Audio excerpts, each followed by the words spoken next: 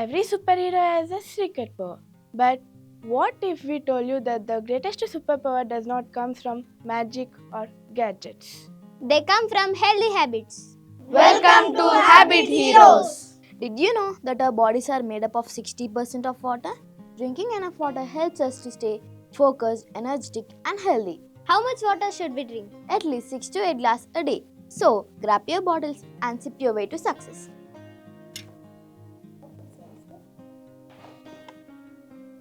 Many students stay up late scrolling through their phones every night, but sleep is essential for learning and growth. How much sleep do we need? Children and teenagers need about 8 to 10 hours of sleep every night. A well-rested brain is a powerful brain.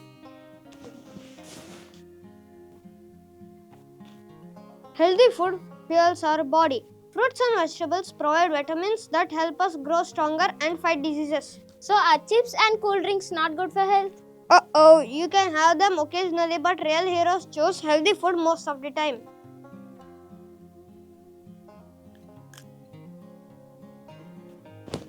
You don't have to spend hours exercising. Just 30 minutes of physical activity can make every day huge difference. What's your favorite exercise? Running, cycling, dancing, anything that gets you moving.